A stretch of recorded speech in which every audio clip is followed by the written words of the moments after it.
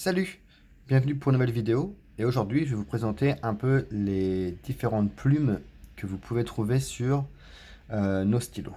Alors, je vais essayer de faire au plus simple ou du moins je peux vous laisser ça comme ça et puis moi je vais boire un café du coup. Mais voilà, donc à la base il faut savoir, je pense que j'ai couvert à peu près le principal, mais il y a peut-être d'autres. Il y en a même que moi j'ai pas de toute façon ici donc je ne peux pas vraiment vous montrer le style d'écriture. Et voilà. On va commencer par le plus simple déjà. Ça va être les plumes qui sont standards, donc qui sont appelées des plumes rondes. Donc ça va du extra fine, fine, médium. Vous allez avoir broad et double broad, il me semble. Ça va être des plumes qui vont être rondes au bout. Je vais vous montrer. Donc celle-ci, c'est une broad, par exemple. Mais au moins, vous verrez de quoi je parle. Hop là. Donc celle-ci, on peut voir au bout, elle est arrondie. Donc elle va écrire, que ça soit en faisant des zigzags ou en écrivant un mot, ça va toujours avoir la même consistance ou la même épaisseur.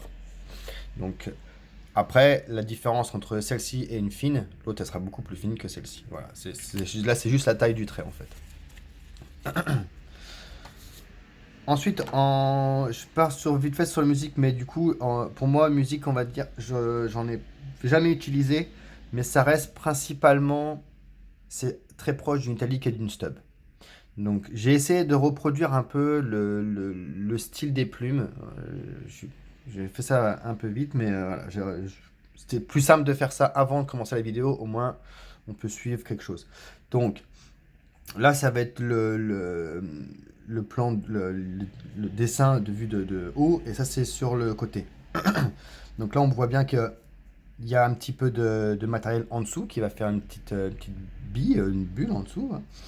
Ici, ça va être plat pour une musique, mais du coup, la plume en haut, elle va être soit une forme carrée.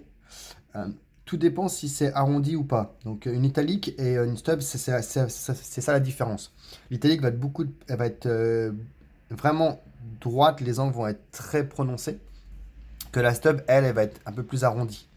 Donc ça va quand même permettre pour une personne qui n'a pas l'habitude d'écrire avec ce genre de plume, je vous invite à commencer avec une stub parce qu'elle sera euh, beaucoup plus simple à utiliser que celle-ci. Celle-ci, si vous n'avez pas un bon angle pour écrire, vous n'arriverez pas à écrire du coup en fait. Elle va s'arrêter. Il faut vraiment avoir une bonne tenue de stylo et qu'elle soit les deux parties, il faut qu'elles soient vraiment au contact du papier. Donc si vous avez tendance à prendre votre stylo plume et au lieu de rester bien droit, vous avez tendance à tourner votre stylo, l'italique risque de pas vraiment fonctionner énormément. Les rondes, ça posera pas de problème. L'italique, ça risque de poser la musique, ça risque de poser un problème. La stop, ça risque parfois de s'arrêter, mais vous allez pouvoir écrire avec. Tant que j'y suis avec les stops, je passe vite fait à l'oblique. L'oblique, c'est à peu près une italique ou une stub, mais il y a un côté qui est beaucoup plus court que l'autre. Donc tout dépend en fait, hein. Soit ça va être du côté gauche ou du côté droit. Donc si vous êtes droitier, il faudrait prendre une plume comme ça, donc où le côté gauche est plus petit. Ça va vous permettre en fait que si vous écrivez légèrement un tout petit peu incliné, ça devrait vous servir. Mais si vous avez une parfaite tenue de vos stylos et que vous ne tournez pas votre stylo en écrivant, celle-ci, vous allez avoir un petit peu de problème à l'utiliser du coup. En fait, c'est pour compenser ce genre de problème. C'est ce que j'ai compris en tout cas en regardant un peu sur internet. Donc, on a fait ça, ça, ça, ça. L'architecte, c'est un petit peu, le contraire en fait d'une stub ou d'une italique.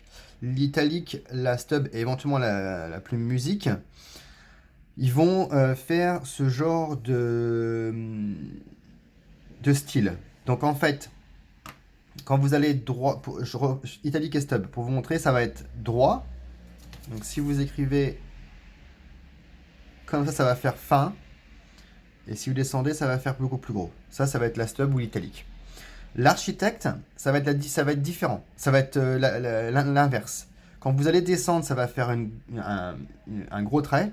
Et quand vous allez partir là-bas, ça va faire un trait plus gros. Donc ça va faire, en fait, ça va faire ça et ça. Ça va être complètement différent. C'est comme si vous écrivez, si moi je dis lundi, c'est comme si vous alliez écrire comme ça en fait.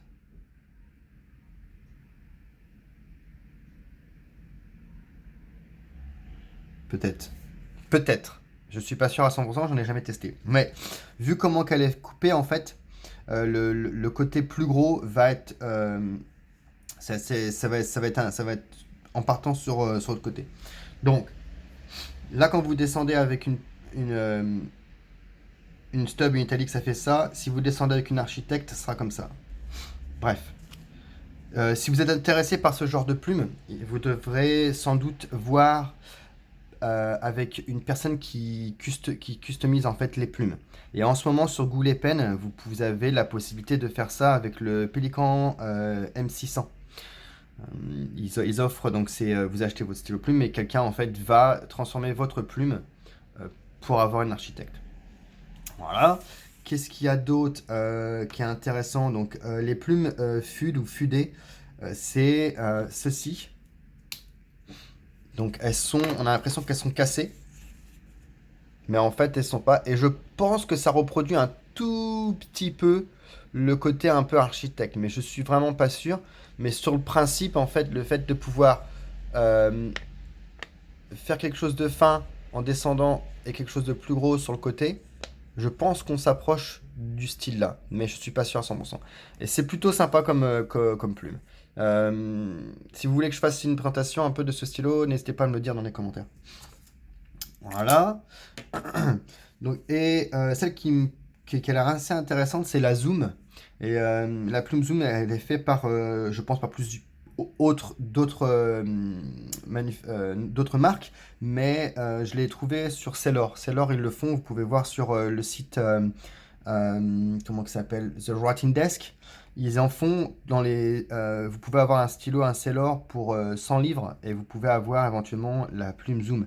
Et la plume Zoom, en fait, vous allez pouvoir écrire, imaginons qu'on part avec une brode, vous allez pouvoir écrire très gros comme ça, et vous allez pouvoir retourner votre plume et écrire très fin. Mais là, ça gratte, donc c'est pas vraiment fait pour ça, que la zoom, elle sera faite pour ça. Vous pouvez vraiment écrire très très gros, et en tournant, vous allez avoir une fine ou une médium. C'est plutôt intéressant. Et la dernière, moi, celle que je préfère, c'est la flex. Si vous avez éventuellement... voilà, la flex. Donc, j'ai essayé de refaire, mais bon, c'est fin de toute façon. Ça, c'est une flex de chez Pilote. Donc, elle est très fine, elle est très souple. Je préfère l'extra fine parce qu'on voit beaucoup plus de la différence entre le flex. Là, je vais remonter. Donc, du coup, là, on voit flex, Duke. Là, vous avez deux stubs. Donc, le 1.5 et 1.1. Donc, on voit quand même la différence qui est assez intéressante. Le pique-nique en broad. Et là, je vous ai mis plusieurs médiums. Donc on a l'Opus 88 Demo, le Twisby Go, Twisby Echo et le Pelican M200. Ça reste relativement identique. Les trois premiers, en fait, on voit fine pour la démo et fine pour pilote. On voit qu'il y a quand même une différence entre pilote. Donc si vous voulez du fin, euh, faites attention à ce que vous achetez. Et là, bien sûr, j'ai repris le pilote Falcon où j'ai pas appuyé du tout parce que c'est une extra fine. Mais c'est plutôt sympa.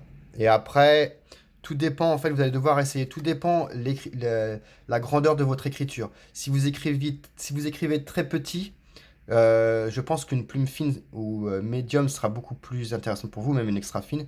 Mais si vous écrivez très petit, que vous prenez une brode, ça va pas être joli du tout parce que ça va être trop trop serré.